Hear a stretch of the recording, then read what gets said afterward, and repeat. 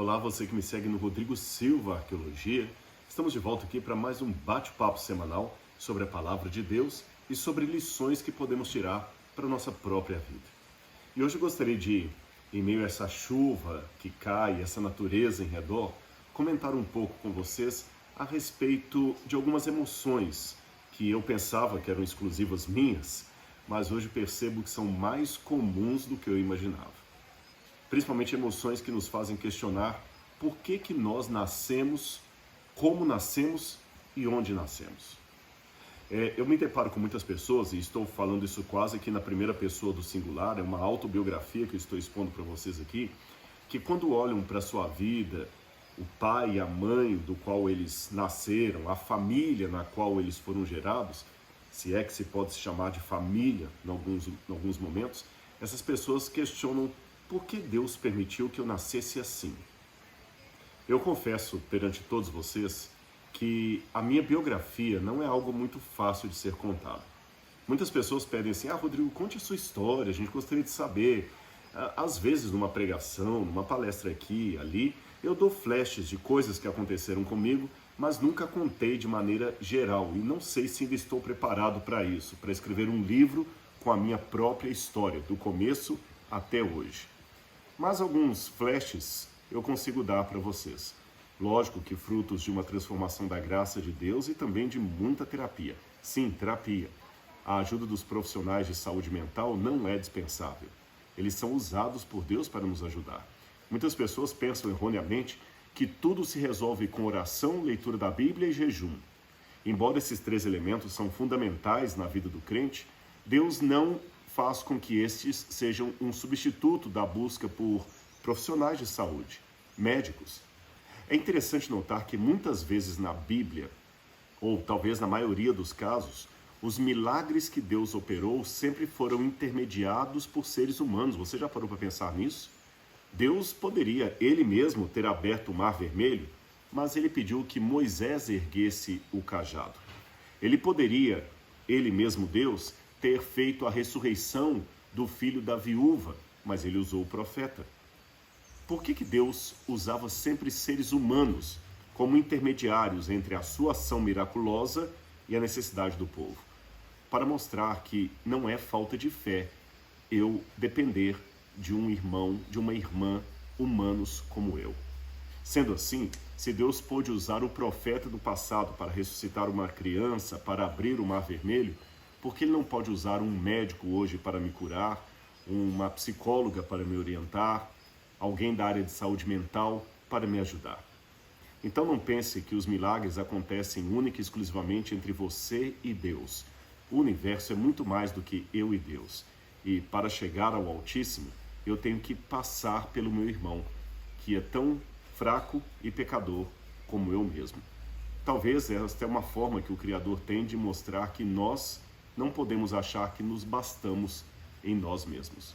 Bem, sobre a minha vida, compartilhando alguma coisa com vocês, eu tenho a coragem de dizer aqui que a minha geração, o meu nascimento, não foi alguma coisa desejada. Eu não sou o fruto de um pai e uma mãe que casaram e desejaram ter um filhinho e sonharam com esse filhinho e planejaram o quartinho dele. Não. Eu sou fruto de uma relação sexual não planejada, de um homem que estava com um pouco de bebida alcoólica na cabeça, uma mulher também, e os dois acabaram tendo um encontro ali, e quando ela viu naquele primeiro encontro, ela estava fértil e ficou grávida de mim. E numa época em que pessoas que moravam juntas sem serem casadas, a sociedade tinha uma repulsa muito grande a isso aí. Então imagina, meu pai e minha mãe resolveram morar juntos sem serem casados. E morar juntos porque ela ficou grávida do meu pai. A família não aceitou, ninguém aceitou, nem os vizinhos, nada. Aliás, a primeira, digamos, profecia que eu tive de um crente foi quando um irmão da minha mãe e uma irmã da minha mãe, dois tios meus, evangélicos, foram à casa da minha mãe, e eu sempre ouvi essa história, que eu estava recém-nascido, e quando ela se surpreendeu com a visita dos dois irmãos, o irmão e a irmã, ela disse, que bom, vocês vieram conhecer o meu bebê? Eles disseram, não. O fruto do seu adultério, isso que você carrega aí, o fruto do seu adultério Nós viemos aqui amando do Senhor para ajudar você a consertar isso. Você vai agora largar esse homem, vamos comigo para São Paulo, meu tio morava em São Paulo, você vai trabalhar para criar isto e assim nós podemos, pela mão do Senhor, tirar você da lama.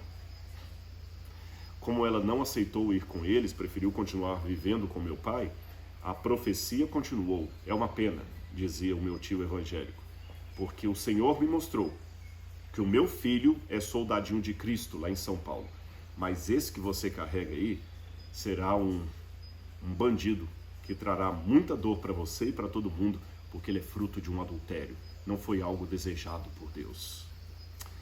Eu cresci ouvindo essa história, e num lar realmente complicado, porque minha mãe tinha muitos problemas emocionais, ela já morreu.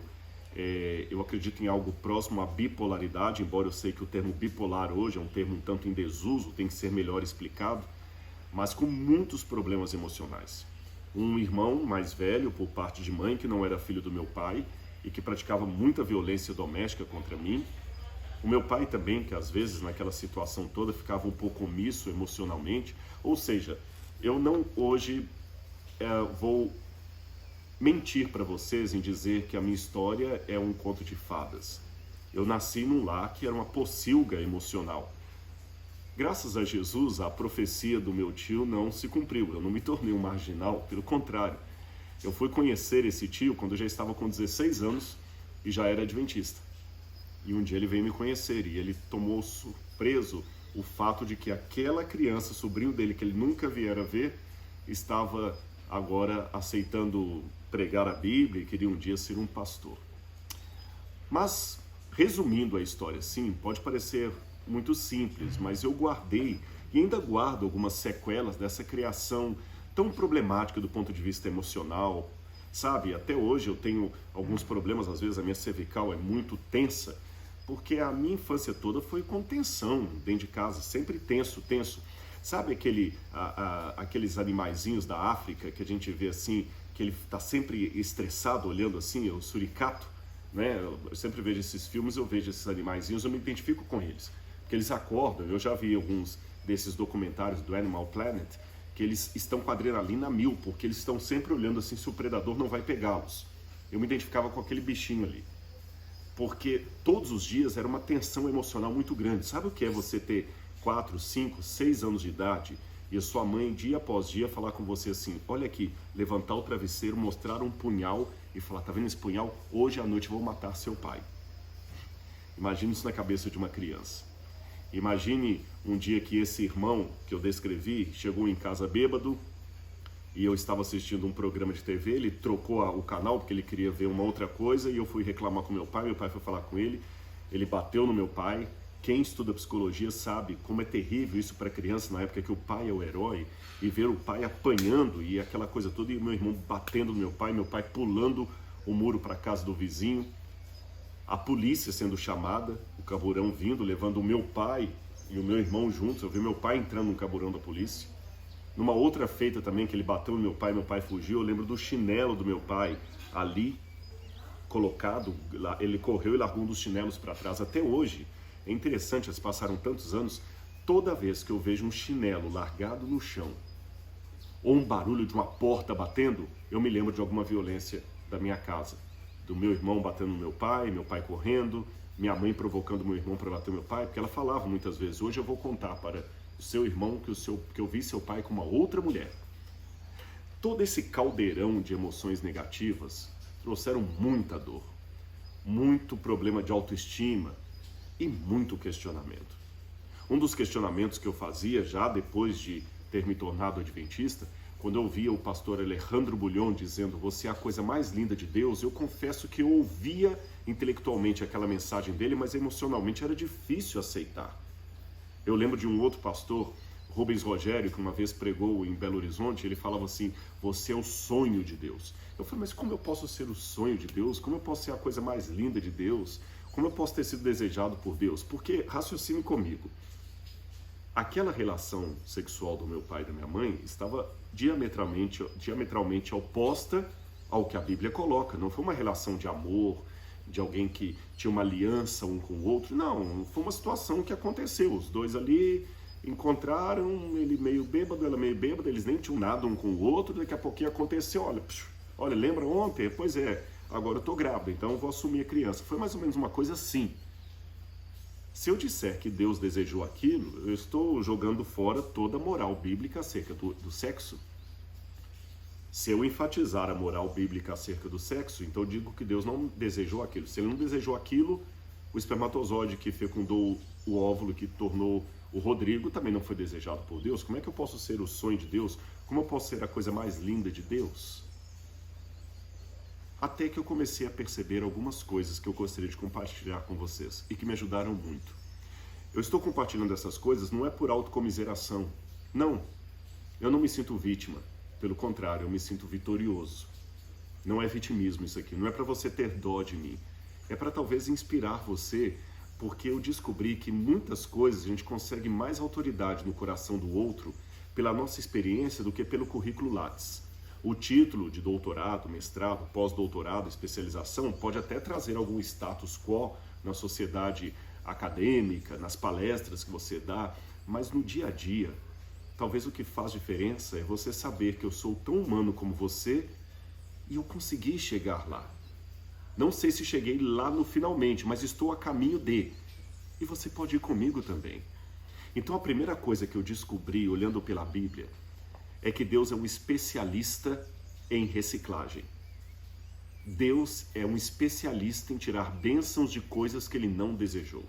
Eu posso dar vários exemplos para você. Deus não desejava que a mulher sentisse as dores do parto. A dor do parto dada à mulher, segundo o livro do Gênesis, foi uma maldição e resultado do pecado. Deus não queria aquilo. Deus não queria. Deus falou, em dores você dará à luz a teus filhos. Mas já que ele é especialista em reciclagem, ele torna a dor do parto, paradoxalmente falando, a dor mais prazerosa da mulher, porque ela sabe que está se tornando mãe. Tanto é que dizem os especialistas, não é o meu caso, eu não sou especialista em ginecologia, que parece que tem algumas substâncias, alguns elementos que o organismo produz, que o próprio cérebro produz, que a mulher tem depois um prazer que permite com que aquela dor não se torne um trauma, mas quem sabe o desejo para que ela se torne mãe novamente. No suor do teu rosto comerás o teu pão. Foi uma outra maldição dada ao ser humano, à humanidade. E realmente, tem dia que a segunda-feira voltar para o escritório é terrível. Mas como é bom ter um trabalho. Como é bom estar satisfeito, ver o fruto de um trabalho penoso. Deus é especialista em reciclagem. Outra coisa que eu percebi também, e isto eu quero dar os créditos, foi de um filme que eu assisti, Something About Us. Acho que o título do filme era esse, Alguma Coisa Acerca de Nós. É um filme evangélico, onde contava a história de uma mulher que era muito fiel a Deus e ela trabalhava com pessoas sem teto e o marido não apoiava muito, mas um sem teto que ela ajudou um dia estava conversando com o marido dela e o marido desabafando porque descobriu que a mulher tinha um câncer. E em determinado momento o sem teto vira para o marido e fala assim, a senhora Megan, eu não lembro o nome dela, eu vou chamar de Megan, a senhora Megan é muito importante para Deus. A senhora Meg, acho que era Meg. A senhora Meg é muito importante para Deus. E o marido, sim, ela é muito importante, ela faz coisas muito boas para Deus. E o sem-teto falou, você não está entendendo. A senhora Meg é amada de Deus. E o marido, sim, eu sei que ele é amada de Deus. E o sem-teto falou, o senhor ainda não está entendendo. A senhora Meg é amada de Deus. E quando você é amado por Deus, você passa a ser importante para Satanás. Percebeu isso? Então eu comecei a notar, a partir de algumas vivências, leituras da Bíblia e dessa frase desse filme, que quando o diabo percebe que Deus ama você, ele começa a mandar bombardeio, como essa profecia que eu recebi. Meu tio já faleceu, mas coitado, assim como Pedro também foi tomado pelo diabo e falou com Jesus, tem dó de ti mesmo, Senhor, que Jesus falou para Pedro, para trás de ti, Satanás, quem sabe esse meu tio também, numa fraqueza, falou algo que não veio de Deus. E o diabo tenta.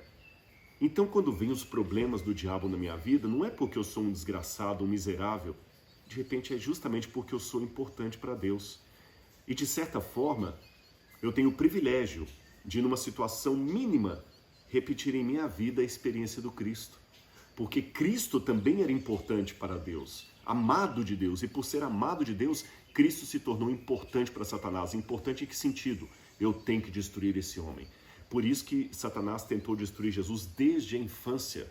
E como diz Isaías 53, Jesus se tornou homem de dores, sabendo o que era padecer, alguém que foi traído, machucado. E a outra coisa que eu consegui desenvolver e que quero passar para vocês é a questão de resolver bem as minhas origens. Eu confesso a vocês que muitas vezes, quando eu encontrei uma senhora piedosa da igreja, fiel, que às vezes os filhos não valorizavam aquela mãe, sabe, aquela mulher ali, dedicada, de fala macia, eu falava, puxa, por que essa mulher não foi minha mãe? Como eu queria ter essa mulher como mãe? Quando eu vi às vezes um homem piedoso, por que esse não era o meu pai? Quando eu vi uma casa bem estruturada, sabe, aquela casa que tem o filho e a mãe bem ali, os pais vivendo bem, nossa, como eu queria ter nascido naquela casa ali, com aqueles irmãos, com algo certinho. Por que eu tinha que nascer naquela pocilga emocional?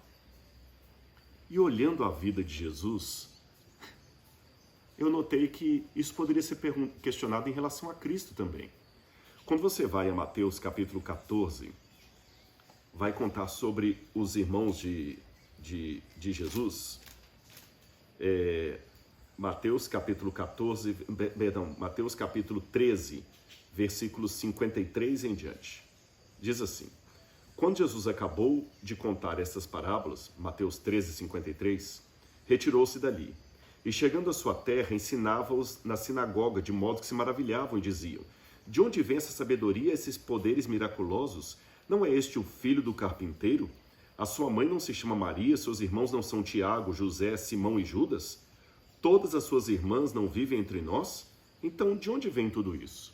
Bom, a primeira coisa que eu aprendo aqui em Mateus, para surpresa de muitos, é que Jesus tinha no mínimo 6 irmãos, porque dá o nome de 4 homens, Tiago, José, Simão e Judas, e fala irmãs no plural, então no mínimo 2. Quem seriam esses no mínimo 6 irmãos de Jesus? Em outras passagens bíblicas, você tem, por exemplo, Marcos capítulo 3, versículos 31 em diante, Jesus estava pregando no lugar quando falava assim: olha, sua mãe e seus irmãos estão lá fora, vai lá vê-los. Jesus falou assim: não, mas eles estão te chamando lá fora. Jesus: não, minha mãe e meus irmãos estão aqui. Isso demonstra até um certo distanciamento. Quando você vai para o Evangelho de João também, tem uma hora que João fala que Jesus estava evitando ir à Judeia, porque lá eles queriam matá-lo. Aí chegam os irmãos de Jesus, olha bem a cena. Jesus estava evitando ir à Judeia, porque lá queriam matá-lo. Chegam os irmãos de Jesus e falam o seguinte: olha, você tem que operar esses milagres em Jerusalém, na Judeia, onde todo mundo pode ver. E João coloca uma nota assim: porque nem seus irmãos criam nele. Quem seriam esses irmãos de Jesus que eram tão hostis? Há 3 hipóteses. Uma delas, que seriam filhos de Maria e José, que ela teve depois de Jesus. Autores protestantes gostam muito dessa hipótese. Uma segunda hipótese é que não seriam irmãos de verdade de Jesus, seriam apenas parentes ou pessoas distantes. Como eu chego na igreja e falo: olá, irmão Antônio, olá, irmã Maria. E não são irmãos, é apenas uma forma elegante de falar. Os católicos gostam dessa segunda explicação, dada inclusive por São Jerônimo, por causa da ideia da Imaculada Conceição, da virgindade perpétua de Maria. A Imaculada Conceição vem com Duns Scoto muito tempo depois. Aqui a ideia é que Maria permaneceu virgem até o fim dos seus dias, ela nunca deixou de ser virgem, então ela não poderia ter outros filhos. Bom, a explicação protestante, ela não me convence muito, porque esses irmãos de Jesus parecem ser irmãos mais velhos de Jesus do que Jesus, porque eles dão ordens a Jesus. Em segundo lugar, Maria não parece ter outros filhos mesmo, porque quando Jesus estava na cruz do Calvário, ele chama João, um discípulo amado, e fala assim: João, eis aí a tua mãe. Mãe, eis aí o teu filho. E a partir daquele dia, continua o Evangelho, João continuou cuidando de Maria. Se ela tivesse outros filhos, Jesus não precisaria confiá-la ao discípulo amado. Percebeu? A terceira opinião, que para mim é a que faz mais sentido, também não acho que seriam parentes distantes de Jesus, porque a Bíblia fala tua mãe e teus irmãos, é muito clara a categoria, né? E para primos, por exemplo, você tem a palavra anepsios, aqui não, aqui usa a palavra adelphoi. Para mim, a terceira explicação, que vem de uma tradição antiga do Proto-Evangelho Jacob, essa tradição é bem antiga, diz que José, o pai terreno de Jesus, ou padrasto, se você quiser chamar assim, José era viúvo quando desposou de Maria, que era uma menina adolescente dos seus 13, no máximo 15 anos, que era a idade que as meninas se casavam. Então esses filhos e filhas eram do casamento anterior de José. Agora imagina a situação. Maria era a madrasta desses 6. Além de ser a madrasta, tinha uma história meio mal contada ali, que ela engravidou antes de José terminar todo o sistema do casamento com ela, porque José fez a proposta do casamento, ela já estava desposada dele, ele foi levantar o dote, nesse meio tempo ela aparece grávida. Inclusive existe uma tradição também do 2º século, tão antiga como essa do Proto-Evangelho Jacob, da viuvez de José. Essa outra tradição diz que havia um boato que Jesus era filho bastardo de um soldado romano que violentou Maria ou a seduziu, e Maria ficou grávida desse soldado, então José acabou assumindo a paternidade de Jesus, quando na verdade ele era fruto de um caso de Maria com um soldado romano. Realmente teve uma vez no Evangelho que os judeus jogam uma indireta em Jesus. Nós não somos bastardos, nós temos um pai, que dá a entender que realmente procedia aquela acusação que Jesus era um filho bastardo. E então? Seja qual for as explicações, eu falei que eu gosto mais dessa terceira, o fato é que Jesus nasceu num lar onde ele recebeu bastante hostilidade. Se proceder essa minha hipótese, a terceira, que esses filhos eram irmãos mais velhos de Jesus por parte de pai, imaginem em que situação Jesus cresceu ali em Nazaré, uma cidade que tinha no máximo 300 ou 500 habitantes, uma cidade pequena, uma vila, sempre sendo xingado. Quando José morreu, a situação de Jesus deve ter ficado insustentável. E eu posso também fazer sobre Jesus a mesma pergunta, o mesmo questionamento acerca de mim mesmo. Por que Deus não fez Jesus nascer num lar de casais piedosos? Por que Jesus não nasceu filho de Zacarias e Isabel, como João Batista? João Batista parece que nasceu num lar muito mais equilibrado do que Jesus. Por que ele tinha que nascer em Nazaré? Lembra a fala, pode vir alguma coisa boa de Nazaré? Por que Jesus tinha que nascer ali, naquele lugar tão hostil, com irmãos que praticaram bullying a vida toda? Talvez aí nós aprendamos que Deus sabia que mesmo Jesus, embora tivesse um caráter divino, enquanto ser humano, podia aprender através da reciclagem de Deus a como ser uma pessoa realmente que pudesse ser o exemplo de seus irmãos. Então, meus amigos, eu não tenho explicação assim, para longe de qualquer questionamento, por que Deus me permitiu nascer do casal que eu nasci e não do casal que eu gostaria de ter nascido. Por que Deus permitiu eu ser irmão de quem eu não gostaria de ser e não ser irmão de pessoas que eu gostaria que fossem meus irmãos? Por que Jesus teve que nascer naquela família tão hostil e não nasceu, quem sabe, como eu falei, na casa de Zacarias e Isabel? Por que Jesus não nasceu irmão de João Batista, ao invés de irmão de Judas e desses outros aí, que não confundam o Judas que o traiu? Por quê? Eu não sei. Mas, pegando a vida do Cristo e a minha vida, eu aprendo 3 coisas. Letra A. No final, com Deus, tudo dá certo. Não importa os caminhos tortuosos pelos quais nós passemos. Letra B. Deus ainda é especialista em reciclagem. E Ele prova que Ele pode tirar obras de arte do que aparentemente seria lixo. E letra C. Se Jesus passou por isso, por que eu quero estar isento dos problemas? Então não sou masoquista e Deus não é sádico. Mas quando os problemas e as provações me vêm, eu agradeço a Deus pelo privilégio que eu tenho de, numa forma diminuta e humana, partilhar um pouco da experiência do meu Salvador. E então, mais importante do que o que os seus pais fizeram com você é o que você pode fazer a partir daquilo que seus pais fizeram com você. Eu decidi transformar os meus traumas em pregação, em esperança, em ajuda ao meu semelhante. E pode ter certeza, essa tem sido a minha melhor terapia. Espero que sirva para você também. Um grande abraço e que Deus abençoe você.